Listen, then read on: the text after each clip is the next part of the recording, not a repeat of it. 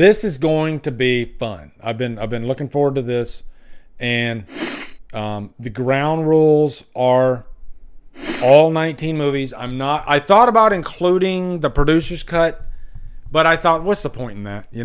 Even though the producer's cut is going to be in a very different place than the theatrical cut. All right, I'll tell you right now, I much prefer the theatrical cut. I don't like the third act of the producer's cut at all. There's some merit in that cut, in the character development department, but overall, give me the theatrical all day, or my own cut. Honestly, I watch my own cut, and that's not me patting myself on the back. It's just I get to have the best of both worlds. So, what other ground rules are there? I think that's it. All 19 movies. That's it. Worst to best. This will be number 19. All right, number 19. Of course, Halloween Resurrection. That's an easy one. You each get 1 point for that one. Okay. Once we get higher, I'll give you bigger points. Okay. Holly put Scream 3. Now, in Holly's defense, I could say that there might be a day or two where I probably would prefer to put in Halloween Resurrection over Scream 3. I guess it depends on my mood. All right. But for this, and by the way, guys, this is going by entertainment value for the most part for me. I'm not rating this by this director used this type of lens and this cinematography trumps this. No, I'm not getting super technical here. I'm just going by my personal entertainment value. And by the way, guys, my ranking, okay? My ranking. I have that right, and you have that right too. So don't get mad at me, all right? All right. So yeah, Halloween Resurrection, big thing. It's just a joke of a movie, But I think I don't have a major problem with Busta Rhymes. I like Busta Rhymes as a character. It may be in another movie. I think he's fun. But the big problem with this movie is he's making a joke out of one of the most lethal serial killers of all time, which is Michael Myers. And I just don't think you do that. You just don't do that, okay? My boy Myers, you look at like Myers in this movie compared to Myers in, say, like even Rob Zombie's Halloween, that you can't see that Myers in a scene with Busta Rhymes. And guy, Freddy's a fun character. He really is. And I never hold anything against Busta Rhymes and Freddy as a character. I have a good time when he's on screen, but it does annoy me when, the way he treats Myers as a character. That's not Myers to me. All right. Even though Brad Lorre, he's not the worst Myers, in my opinion. It's just the movie itself, it feels really weird. This whole reality TV type thing, which was kind of groundbreaking, I think, for its time. And I know Rick Rosenthal wanted to release 4 different endings, which is kind of cool. So it'd be 4 different shit movies. But yeah, so Resurrection, number 19. Okay. So my number 18 is going to be Rob Zombie's Halloween. Again, and I'll try to point out things that I like about these movies, okay? Like I said, Michael Myers in this movie is fucking epic. And if I can say anything, the Michael Lives documentary is the reason why you buy this movie. Or you buy it because you just love this movie, Rob Zombie's Halloween. You might, I like Rob Zombie, but this is definitely not my favorite movie of his. I think it feels way too disjointed. It feels like 2 different movies. I know Rob Zombie himself doesn't really care for this movie, and especially the experience of shooting this movie. He didn't like it at all. I know that the work print had an ending that is in the theatrical cut, but it just stops abruptly right after Myers pulls Laurie out of the car. And then the cops shoot him, and then that's the end of the movie, and you get a crane shot. But then in the theatrical cut, they wanted to go further and get the ending that we got. And I don't have a problem with that ending, but I just think the movie kind of feels exhausting. I think that's what it is, Don't like the beginning of it. Ronnie's another character like Freddy that I can enjoy on his own, but in a Halloween movie, he's kind of like, whoa, that's a weird way to start a Halloween movie. So that was number 18. Number 17 is Scream 3. All right, now we've gotten to Scream 3. I think Scream 3, it's different than the rest of the franchise. And one thing I will say about the Scream franchise is every single movie, I think they do have their strengths and something different that they offer the franchise as a whole. I think Scream, the first one, is just a great freaking bona fide slasher movie, whodunit. I think Scream 2 has some more like theatrical, almost even like Italian horror type elements to it. And then Scream 3 is more camp, and I think Scream 3 goes for more of a comedy element than most of them do. And I like Rob Zombie's Halloween. I think Scream 3 is a little bit more disjointed because there are some parts of this movie, like every time we're focused in on Sydney, it's awesome. I love it. And we get a damn good final act. And if I was to rank the final acts, I definitely wouldn't put Scream 3 last. Okay? But as a full movie, it's fun. And I have a good time with Scream 3. And there's been times when Scream 3 moved up my ranking for Scream. But as of now, as of today, it's last in my Scream ranking. And it's 17th in my ranking with Halloween. So, number 16 for me is going to be Halloween 5. Halloween 5. I've said this before. I'm kind of in a love affair with this movie over the last few years. I do like the European feel of the movie.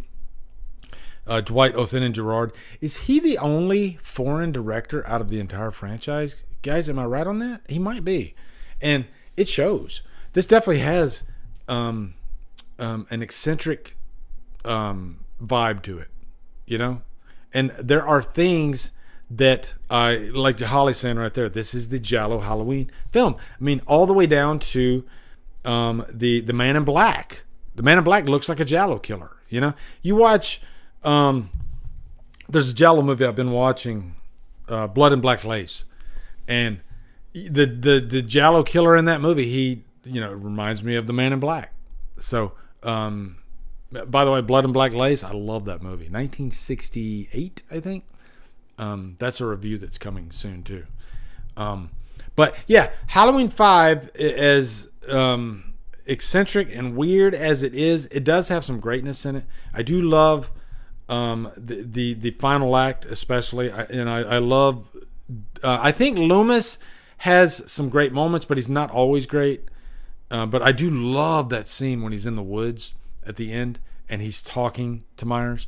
Like, anytime there was a moment between Myers and Loomis, and that's something that's just gone from the franchise forever. We'll never see that again, unless they do a reboot.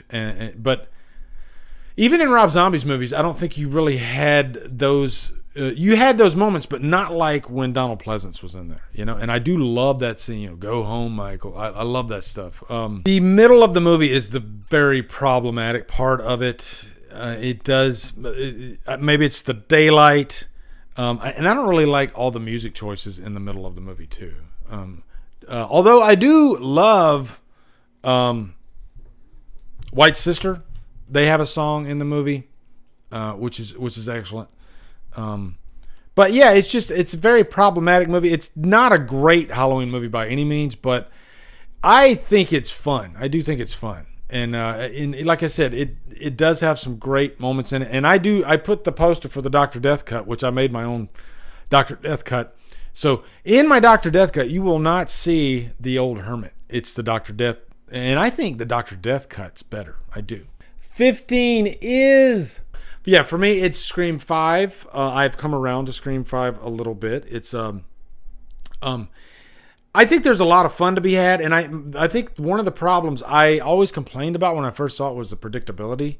But after you've seen it, quite a few times, which I have, that kind of just sheds away, and you don't really focus on that as much. And there are elements of the final act that I actually do enjoy now on repeat watches, especially how they play around with the whole toxic fandom type thing.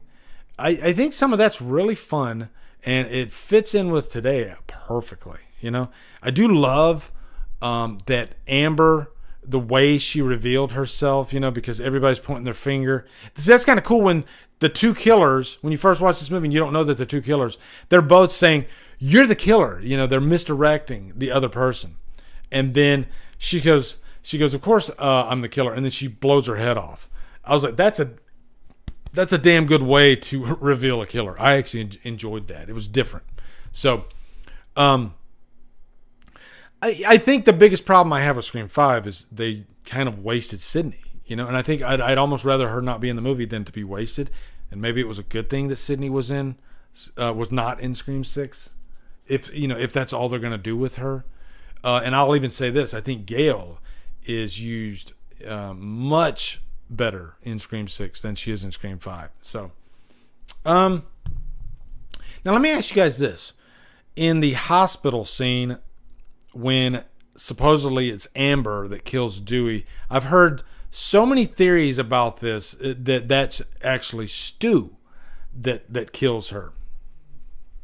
And if in Scream 7 or even Scream 8, if Stu does end up showing up in this movie, wouldn't it be cool if they did a flashback and they showed that because I guarantee you, if we find out Stu is alive, we're going to also find out that he might have been responsible for a few of these killings, which that's something that's never been done before either. Yeah, when Roman was the killer in Scream 3, they changed things up a little bit plot-wise. But as far as the kills, correct me if I'm wrong, but I don't think it was Roman that did any of the kills from Scream 2 and Scream 1, the first one. He just kind of orchestrated some things. And so my number 14 is H2O. This is my least favorite Myers. I don't like the way he looks. I don't like his eye holes. And even the performance I have problems with. But overall, I think H2O it's a fun gateway horror movie, especially for like Halloween fans. Like I would even tell somebody that's never seen a single Halloween movie, I would say you'd probably enjoy H2O, especially if they're not like a massive horror fan, like, if they're not like into Grindhouse or anything like that, they just want something that's entertainment. I would probably say H2O. Go ahead and watch H2O. But for me, as a massive Halloween nut that really loves, the Loomis, the darkness, and the evil and all that stuff, it ain't H2O. This ain't it. All right, this ain't it. The constant changing masks kind of ruin it for me. But the big saving grace I will say about this movie is Laurie Strode. And I'll even say this: better Laurie Strode. I think best Laurie Strode out of the entire franchise, except for the first movie. If you're going to do the adult Laurie Strode, H2O is your movie. I will definitely give it that. But it is the Dawson's Creek, type slasher movie. It does feel a little bit too CW for me. Again, I like my Halloween movies to be kind of dark and brooding and moody, and like, again, this ain't it. Number 13, here we go. And my number 13 is Halloween 2018. Number 13. I was talking about that whole dark and evil and moody stuff. This movie does have that. I do love that. James Jude Courtney is freaking amazing in this. I love that everybody was so excited about Nick Castle coming back to this movie. And remember when this movie first started getting buzz, in pre-production and all that stuff, we were how we didn't know who Myers was going to be if it wasn't going to be Nick Castle for the whole thing, And then along comes James Jude Courtney, and holy shit, just insanely good Myers. Guys, tell me right now, is James Jude Courtney your favorite Myers? I think he might be my favorite Myers. He really makes it count. And he's the only Myers I think that's been in, the primary Myers. Okay, the primary Myers. He's the only one that's been in 3 of the movies. There are some really great elements of this movie. The build up to the unleashing of Myers, the opening scene at Smith's Grove Sanitarium. I remember when I first watched this, man, I was really getting those goosebumps from, the earlier sequels in the movie.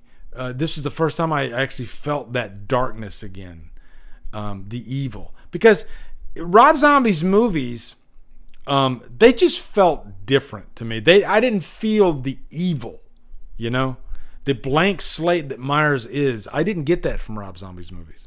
This gave me that. This gave me that. And when Aaron and Dana walk up to that line, you could feel Myers' energy there. You could feel his presence. And I think James Jude Courtney kept that vibe throughout the whole movie. I just think the execution of some of the shots was lacking, especially Vicky's death. They had the freaking chess pieces set up perfectly to really deliver a jaw-dropping scene, and they dropped the ball, I think. Sartain, again, I love Sartain as a character, I wish he wouldn't have died. Honestly, I think it would have been cool if Sartain would have lived throughout all three movies, and we could kind of explore, or maybe even like a flashback, explore his relationship with Myers, because he was a very interesting character. I just don't think his demise played out in a compelling way. It really kind of it was kind of hokey, him putting on the mask and everything. It's like, no, don't do that. There's a lot you could play with, because he was kind of the anti, or the Bizarro Loomis is what I like to call him, and you could play around with that, because I think the guy was a really good actor. He sounded like Loomis, so yeah. So, but still a very effective entry in the franchise for sure. Okay, so number 13. All right, guys, number 12. And guys, starting with number 12, I'm going to say, I think most of these movies, for me, entertainment-wise, are 4 out of 5 at least. That's how much I love all these 12 movies. 4 out of 5. Okay, know that going forward. All right, number 12. Vinny gets it. Halloween 3. Halloween 3. God, I freaking love this movie. As a matter of fact, I have a funny for Halloween 3 once we get done with this. But, it's refreshing to have a Halloween movie that doesn't involve Michael Myers. And I might repeat that sentence later in the countdown. But yeah, it's very refreshing to have a movie that kind of steps outside of it.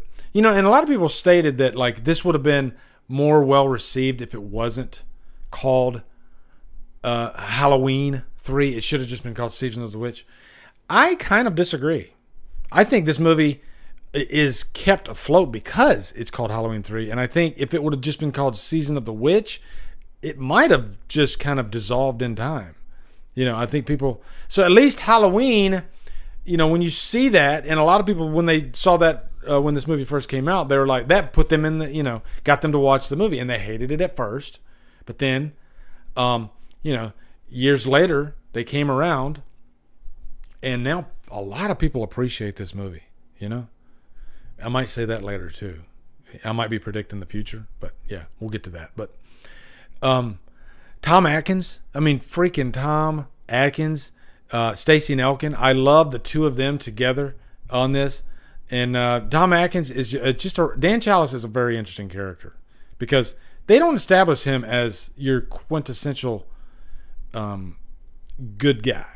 In other words, he's a flawed man. He's a guy with problems, but you can't help but root for the guy. And I guess he's that like stoic male that you don't see as much of these days. But back then, there were a lot. I think there were a lot of he's kind of like Clint Eastwood. Just a badass. And you give me some Tom Atkins, and you could do a lot worse. I'm good with that. But I also loved Colonel Cochran, how the guy was completely fucking insane, out of his mind, and all he wanted to do was kill every kid on the planet Earth.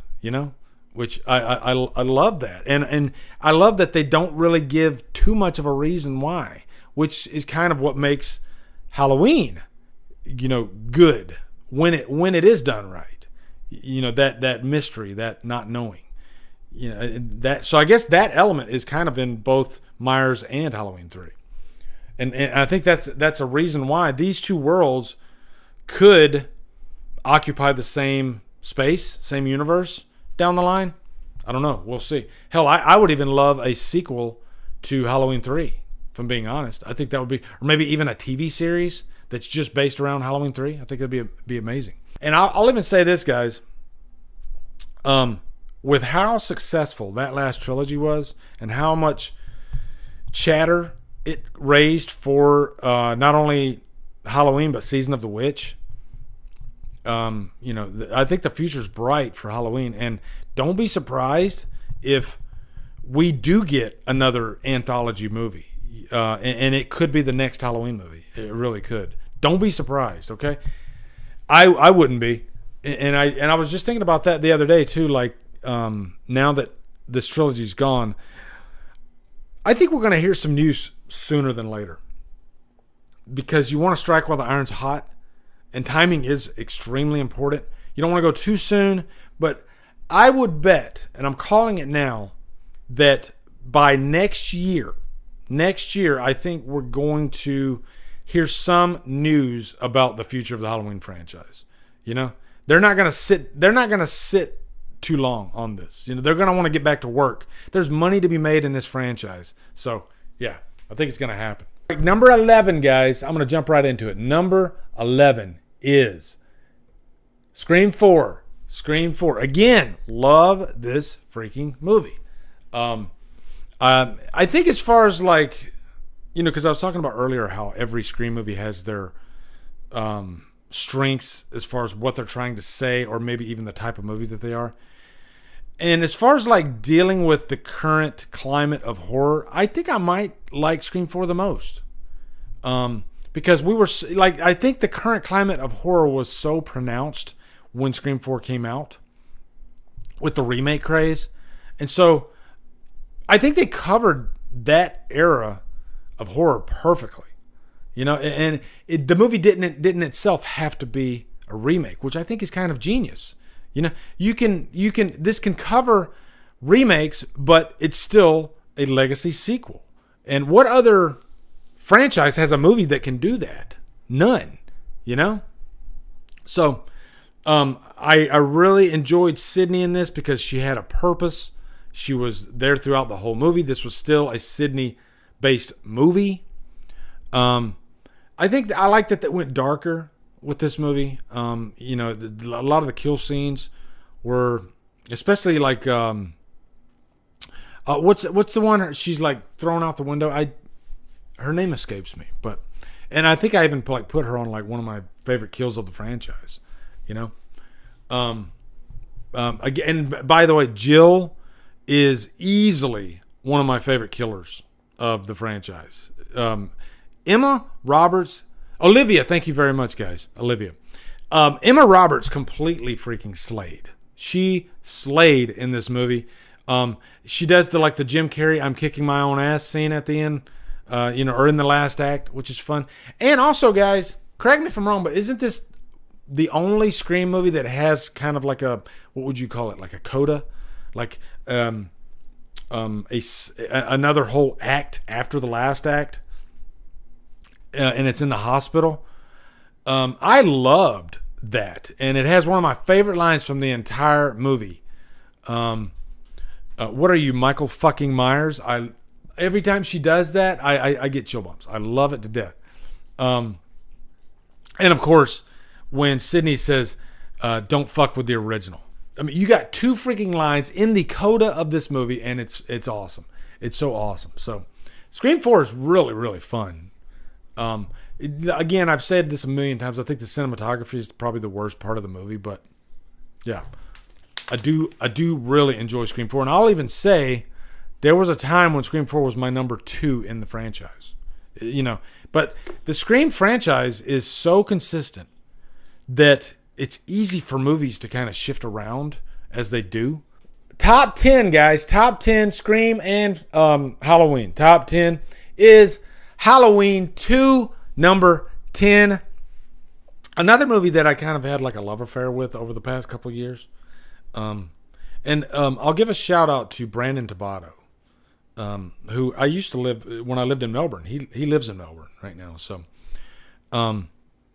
he did a video on there. I'm trying to remember the Halloween 2 has like a different vibe.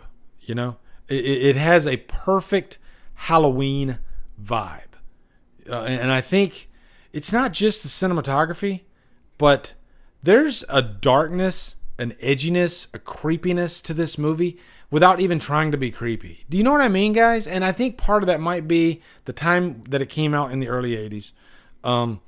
Universal Studios, those movies even had like a certain look back then.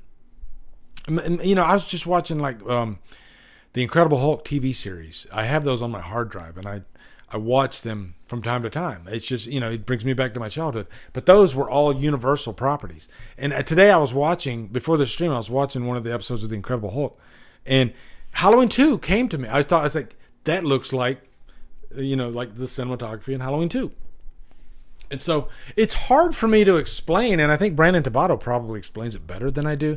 But, you know, like Stu Liv says, the hospital setting is really creepy in this movie. And even though there's no patients in the hospital, although do we really know that? Because Michael doesn't go into like every room, and it's nighttime, so they're going to be asleep anyway.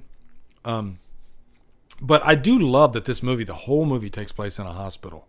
It's got a really creepy hospital vibe to it. I like, even though Dick Warlock's not my favorite Myers, he is the Halloween 2 Myers. You know, and I wouldn't want any other Myers in Halloween 2, if that makes sense. He occupies that space perfectly. And I would even say Dick Warlock, the way he moves and the way he walks, fits this movie perfectly.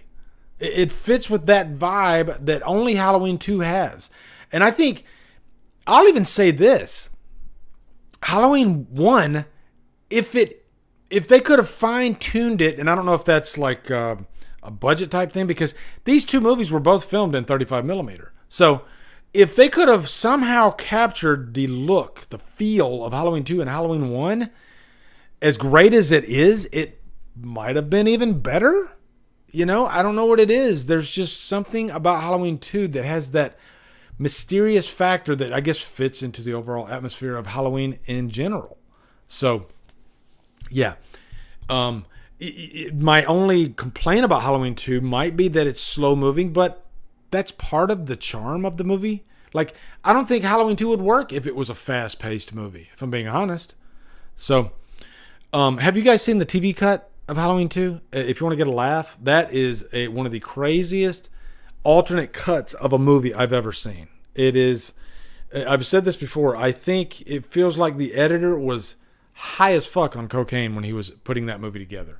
Or maybe he just didn't see the original version, you know? Maybe he was handed all this footage and said, hey, make this readily available for TV and go hog wild, do whatever you want. Maybe he didn't even see the original version. Maybe that's why it feels so different. But it's a gem. It's really a fun movie to watch because there's it's unintentionally funny. I guess I'll put it that way. And there are a couple of scenes that aren't in the theatrical cut. You know, like Laurie Strode, they take her shirt off and so you see her in a bra. That's one of the scenes. You got the ending. Even though the ending's the same, they add something on to the ending. You know, with Jimmy living, so we know that Jimmy lived. Which that's a question that was never answered. I think you just assumed that Jimmy died. I didn't even mention the final act. Okay, the final act is probably and it is my favorite final act of the entire franchise. You know, the chase is on, the music kicks in, and Loomis solidifying himself as probably the greatest horror good guy ever. You know. It wasn't Jimmy that saved Laurie. It was fucking Loomis. You know, Loomis gave his life for her. How awesome is that? Number 9. Scream 6. Here we go. Scream 6. Guys, and I'll tell you right now, unabashedly, I am so freaking glad I gave this movie another chance. I really am. it is like a jolt of energy. And I think it is that one Scream movie that serves that purpose. It's your popcorn movie.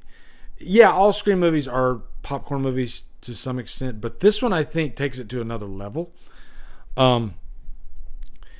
It's the longest. I wouldn't even believe this if you told me, but this is the longest Scream movie out of the franchise, and it feels like the shortest. That's definitely a huge pro. The plot armor is flat out appalling and completely insane. And you can tell me all day that plot armor exists in the franchise, and you're right. But this is a whole new level. This is a whole new level. And I think it was so annoying to me on the first watch that I think it kind of ruined the movie, for lack of a better phrase. And maybe that's why I was... Because, you know, at the end, when they roll Charlie out, and I'm just like rolling my... I'm like, you got to be kidding me. He's alive? Are you serious? Like, the beating, the killing that guy took, holy shit, all in one sitting. And by the way, he was stabbed quite a few times in the previous movie too. Yes, Dewey has been stabbed 9 times. I get that, okay? Dewey should be dead. I agree with that. But this was basically shoving it in your face. Like, we don't care what you think. We know he's dead. We're going to bring him back anyway and defy all logic. Okay, this takes it to a whole nother level, and there were like quite a few examples of that in this movie. So, guys, as much as I really enjoyed this movie, I still stand by my complaints on it. Okay, having said that, man, great first act. Love the surprises that they had in this movie. Loved that, you know, we get to see Ghostface in the opening. I really enjoyed. Carly, what's up? I really enjoyed that there were technically 5 killers, but, you know, 3 killers at the end of the movie, never been done before. The final act definitely came around to me on the second viewing. As it's not my favorite final act, but it gets the job done. It's definitely energetic, and I think Sam is such a great character. You know, if anything, Sam solidifies herself as the new final girl of the franchise. Honestly, guys, we don't need Sydney at this point because that's how good Sam is. But, you know, it still would be cool to have Sydney come back, but I don't think it's going to break hearts. You know, in a way, you can kind of compare this to the Nick Castle thing with Halloween 2018 that I was talking about earlier. And how everybody was kind of, you know, they were expecting Nick Castle to be in the movie more, and then when they found out that James Jude Courtney was going to be in it, there was a little bit of ruckus. But then as soon as they saw the movie, they were like, okay, we're good now. James Jude Courtney's there. So Sam is that character. She is that good in the role, and she just chews up every scene that she's in. And really, I like the core 4. I like Mindy. I love Chad, even though he should have been dead 4 times over. I loved him.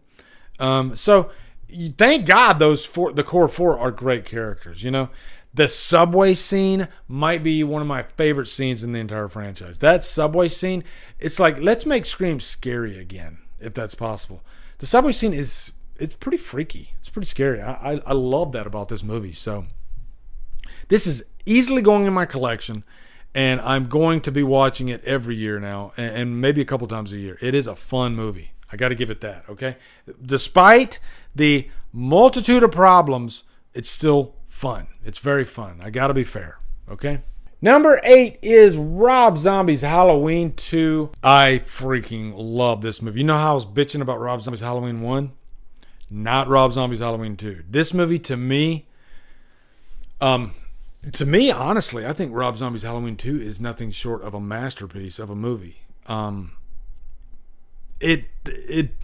It's not a Halloween movie. It feels like really like the aftermath of a trauma victim, and it's filmed in beautiful, glorious 16 millimeter. And I always wonder, like, what would a Halloween movie look like in 16 millimeter? Rob Zombie's Halloween 2 is your chance, guys. Was there another Halloween movie filmed in 16 millimeter? Or was it just Rob Zombie's Halloween 2? I think it was just this one. You know, that's part of what makes it so great. I love the way this movie looks. I love Myers. And Myers is scary in Rob Zombie's Halloween 2. You do not fuck with this guy, okay? There would be no Busta Rhymes in Rob Zombie's Halloween 2. He is scary. Loved Jeff Daniel Phillips. Can't afford the new tits. Can you loan me some bones? Lines like that. This is the better written Halloween movie. And I think Rob Zombie, he was, like he said after, he was so exhausted from Rob Zombie's Halloween 1 and it just wasn't a great experience that he swore up and down he wasn't going to do a sequel. And then like a year later, he had like I think they came to him first and then he had an idea and he was like, you know what? I kind of want to do this because now at least I can tell my own story, which is what he did. And you got that great opening at the hospital to kind of do an homage to Halloween 2. But then the rest of the movie is its own thing. And, it was cool to go visit Covington, Georgia. And I think that's part of the charm of this movie, too, is they filmed it in Covington, Georgia instead of Pasadena. It adds a whole new flavor to the movie. And I visited Covington, Georgia. And when I did my review for this movie, revisited, I actually got to stand on some of those locations and I got to show it in the video. And it's one of the, if you ask me what's one of my favorite videos out of the thousands of videos I've done, I think 1,700 now, this one, Rob Zombie's Halloween 2 Revisited, just because I had so much fun being on location and film. I filmed the review in my hotel room and it happens to be one of my favorite reviews. So yeah, absolutely adored Rob Zombie's Halloween 2. Thank God for it. Big kahuna's coming up here, okay? Number 7. Halloween Ends, baby. Woo! Yeah. No regrets. Can we just, you know what? Let's talk about the internet for a second. Jesus. I have never seen, still to this day, in my entire almost 50 years of existence, I've never seen a backlash like Halloween Ends. It was legendary. It was almost a great thing because at least it's memorable. Like nobody will ever forget how angry this movie made people. And when I step back from it, I find it really interesting. Really interesting because, Prom Night remake be damned. I've never been that angry at a movie. I just kind of I hated the movie. I move on. I make jokes about it from time to time, but when Prom Night remake came out, I wasn't like holding, picketing on the side of street corners. I wasn't trying to ruin people's day. It was another level, and I literally had people say that there's unsubbing my channel because I didn't like Halloween Ends, and I was like, there's the door. To unsub anybody's channel for an opinion is kind of weird anyway. Do you want that person to agree with every single thing you say? No, I don't get that. That's weird to me.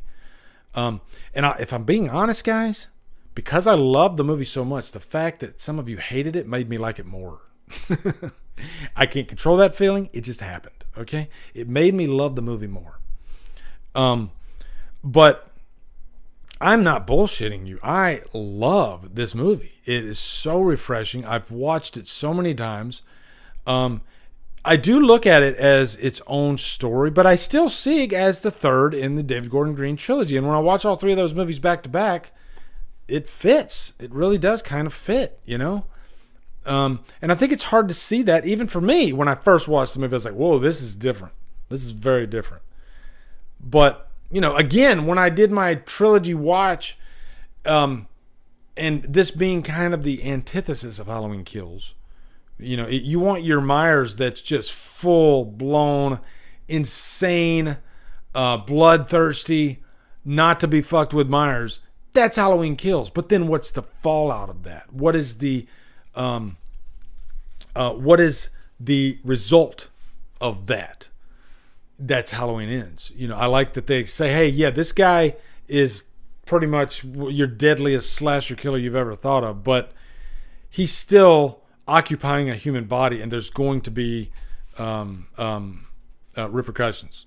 And 4 years later, we saw that, And also, I've compared this to like movies like The Unforgiven, which is one of the greatest freaking movies I've ever seen in my life with Clint Eastwood. William Money.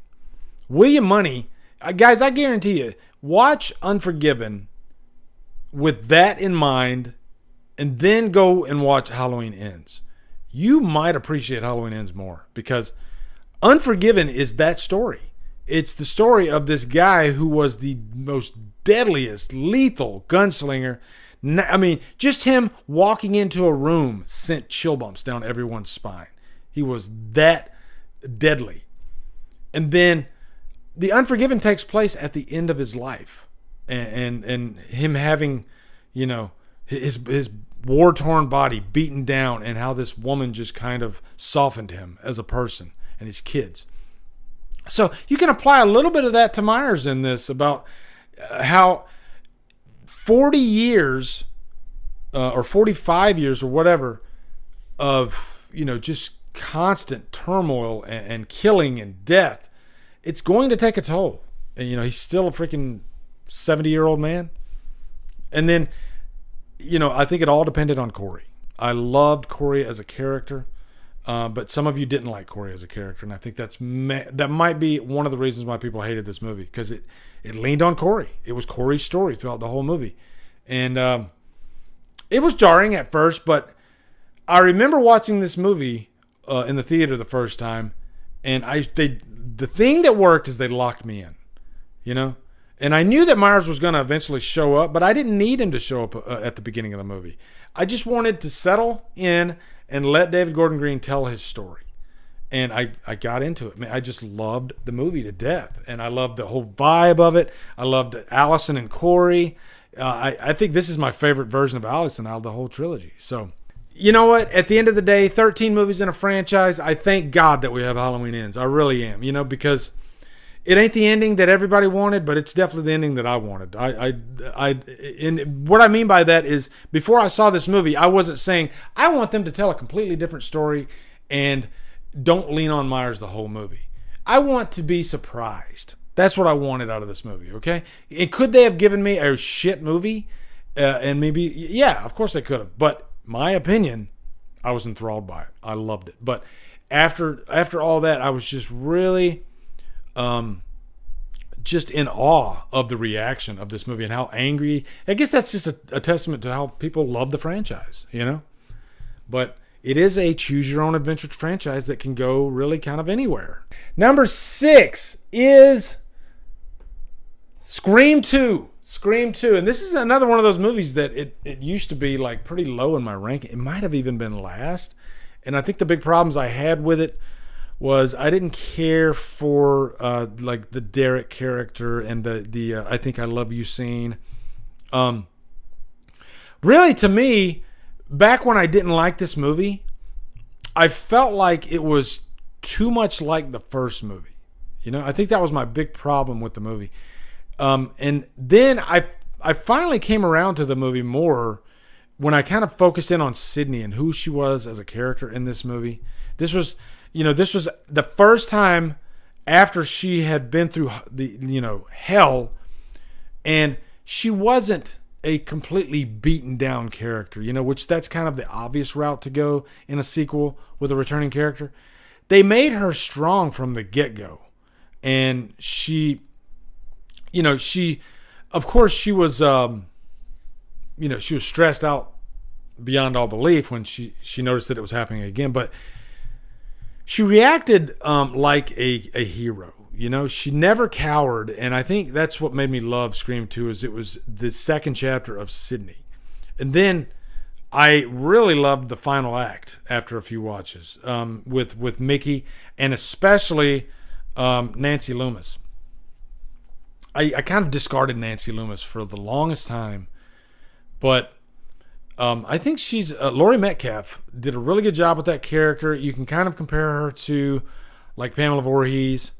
And this was just a mother that was, a psychotic type of person that wanted revenge for her son who was psychotic. I mean, where does he get it from? He gets it from his mother. And I just love the whole vibe of that final act, and two people that had two different reasons. Mickey, he was going to blame it on the movies. That was his big thing. That was his big, I'm going to get away with this because I'm going to blame it on the movies.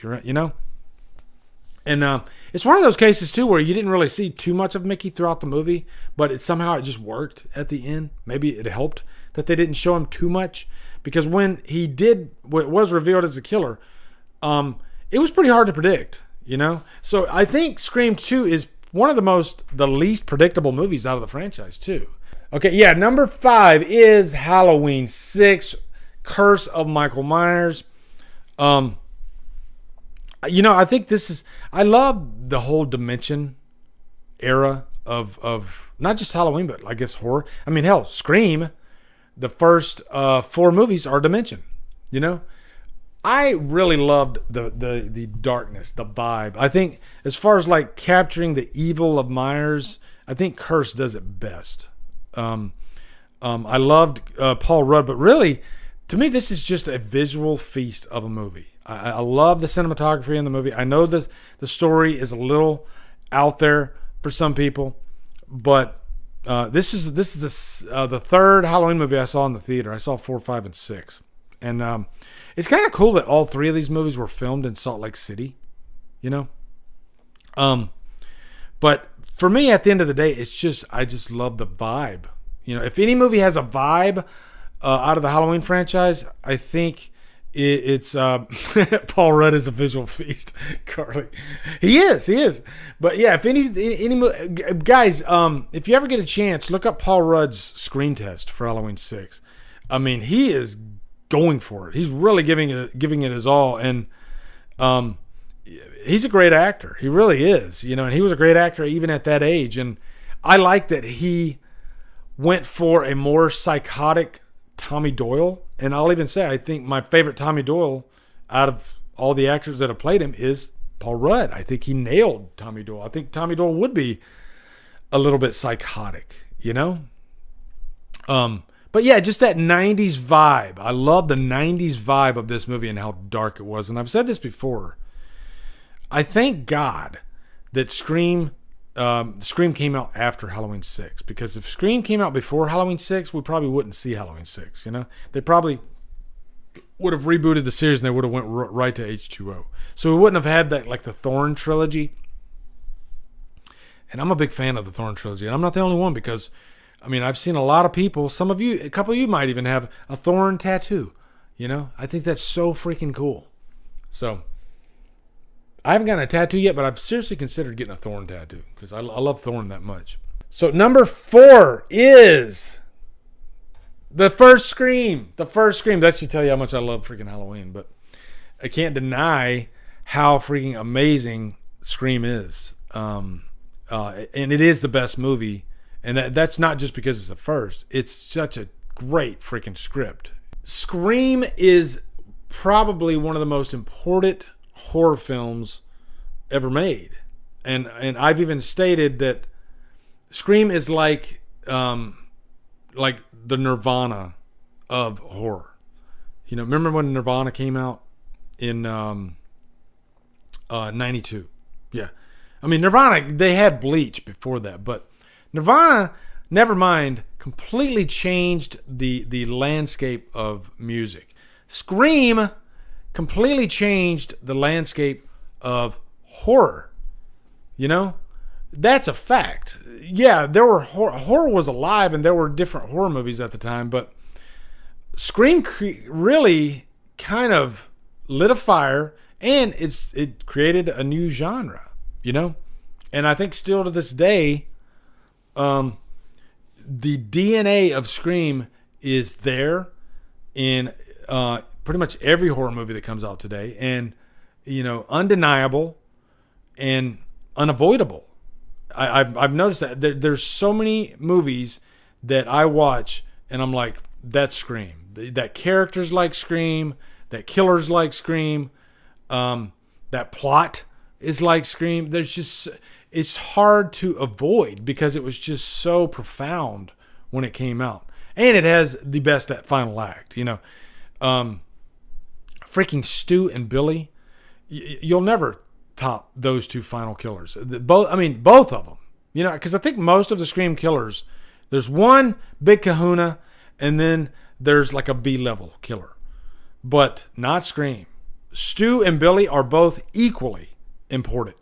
Maybe I should have put it up higher on the list because it is really an important freaking movie.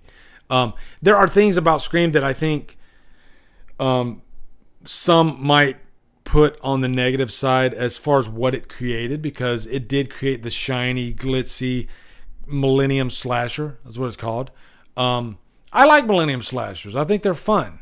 But I think they can be kind of one-dimensional.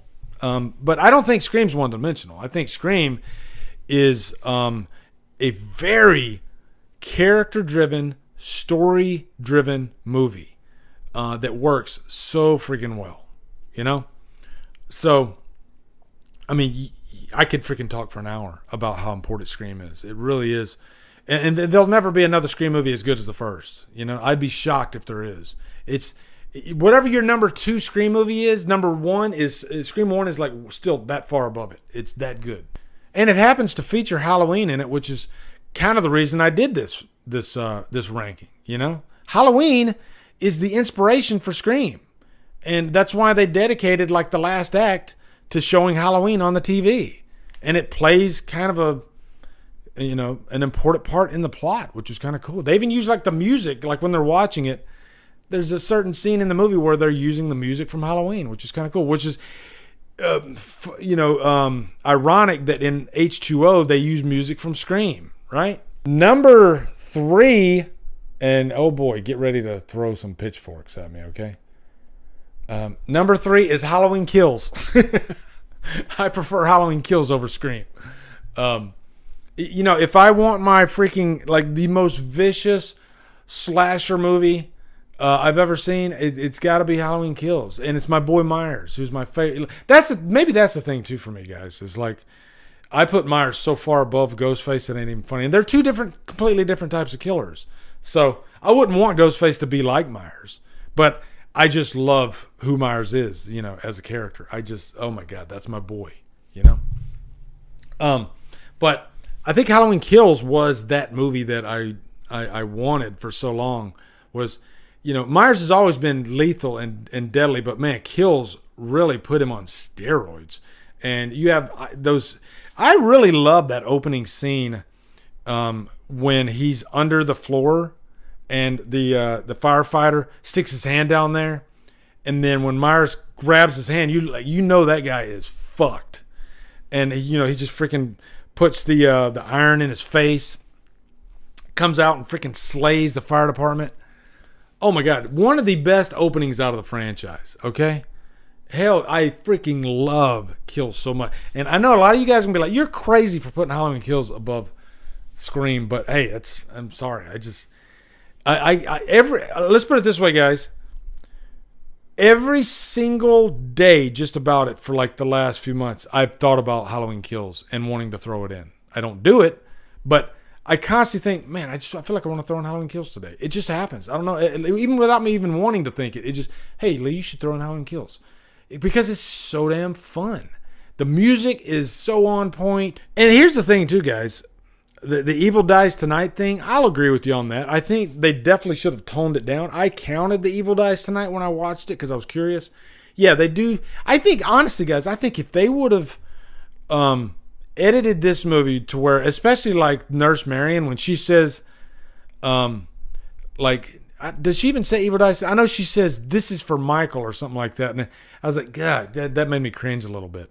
I do like that this movie focused on chaos and how the town reacts to Myers and underestimating him.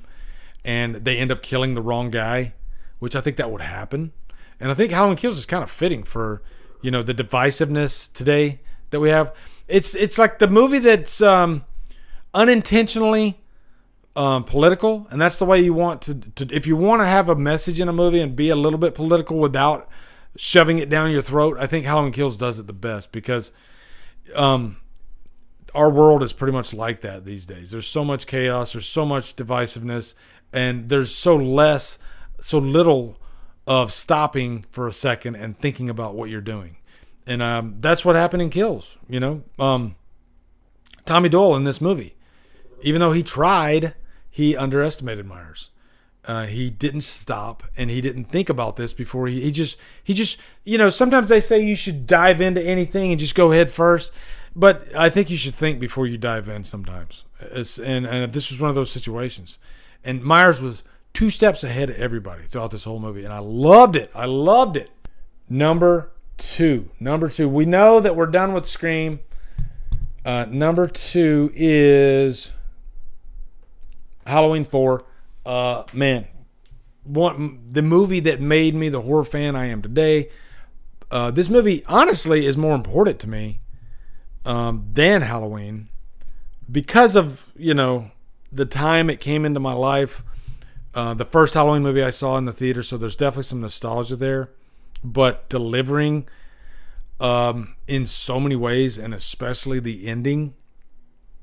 And, it's really the one movie that scared me more than any other movie in my entire life. Like a physical reaction, nightmares. This movie is really the only one that ever did it to this level. Okay, I've seen The Exorcist. I've seen other scary movies like The Blair Witch Project did kind of freak me out when I saw it in the theater. But no movie ever affected me like the ending of Halloween 4. And I think most people, say somebody that watches Halloween 4 for the first time today, they might not have the same reaction as I did. But man, I think it's one of those things too. Like, I remember the theater when that ending happened, and and it does help that it was really loud, and Loomis reacting the way he did. And I just remember just this collective gasp.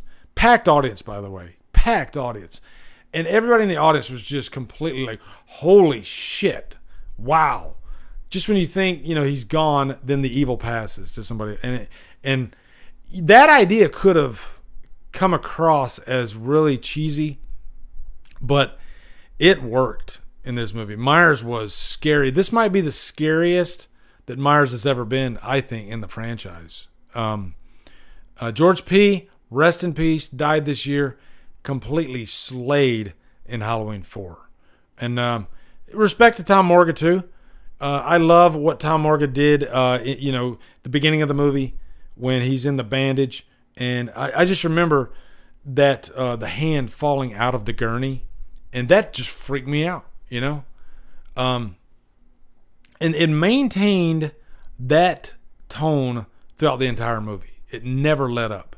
And I freaking, I loved it. I loved it so much. And it's never left me to this day. Every time I watch Halloween 4, it's like, it brings me back. Every time I watch it, it really just brings me back, And like Stu Liv said, Danielle Harris, it's tough to depend on she was 10 years old at the time when she did this movie.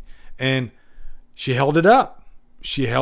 And then to have, and I think part of what helped was Rachel, I think it always helps when you have a two character dynamic instead of leaning on one character for the entire movie. Their friendship and their sisterhood was a key element to Halloween 4, So that's just one reason why it'll always be, so important to me. Number 1 for me is going to be, of course, John Carpenter's Halloween. And really, I think the big reason for that is John Carpenter. John Carpenter is my favorite director. And, man, he has really, he just has a certain vibe to his movies that no other director can give. Xander, I always say stay metal, Ray, but good to see you in here, brother. Good to see you in here. And Xander, you made it for number 1. Of course, it's John Carpenter's Halloween. I've talked about John Carpenter's Halloween 8,000 times, I think, on my channel. I mean, it's a big reason why my channel is what it is today, if I'm being honest. So, like, what else can you say about Halloween that hasn't been said before? It's so important. Every year, it's in the top 5, usually, greatest horror films ever made. And it still is just as strong today as it was, 45 years ago now. That's insane to me that a movie has that much I mean, guys, Halloween 2018 made $250 million worldwide when it came out. And that would not have happened if not for this movie, you know? Myers just, he's on another level, you know? The big three is the big three for a reason. And, you know, think about it this way, too. Myers was gone for 7 years, and he was missed. Like, a lot of people were like, damn, when are we going to see Myers back? When are we going to see Myers back? And he came back strong in Halloween 4. But Myers, Nick Castle in the first movie is different than any other movie in the franchise. There's something very unique about him in that movie. Nick Castle had the glide down. You know, I think he has probably the best walk, and I think James Jude Courtney tried to replicate a little bit of that. I think James Jude Courtney is like a mixture of 1 and 2 Myers. You know, Dick Warlock. But to me, Halloween's like, despite there being some little errors, you know, in the filmmaking department in the movie, it's a perfect movie because of how simple it is. It is so freaking simple, and to not really give you a reason why Myers is after whoever he's after, you know, because there's an argument to be made that is he really after Laurie Strode in this movie? I mean, she was in his line of sight, and he pursued her. But, you know, there's been others that have said that, you know, it was like a victim of chance, you know? It's like he wasn't, like when he was an adult Myers, his initial, before he saw Laurie Strode, that it wasn't Laurie Strode. You know, she just happened to drop off the key at the Myers house. And when he saw her, he was like, you're fucking dead. And then, you know, he chased her throughout the whole movie. But it's that blank slate, you know, that speech that Loomis gives, you know, one of the greatest speeches in horror history. Perfection. So, yeah, of course, number one is John Carpenter's Halloween. But hey, I'm so glad you guys, you know, half of you preferred Scream over Halloween, and I think that's cool. But there'd be no, I think Scream, there'd be no Scream without Halloween, you know, because Halloween is, you know, it's a big part of the final act. So, damn, guys, this was fun. This was really, really fun. What's up, guys? You are at the end of the DD Live clip. What I do is I like to clip these out if I think the topic is important or something that's newsworthy. So thank you for watching. And if you want to watch more, you can go over here. You can go over here. Click on one of those. And hopefully I can do this for 20 seconds, which I think I did. Okay, so yeah, thanks for watching, guys.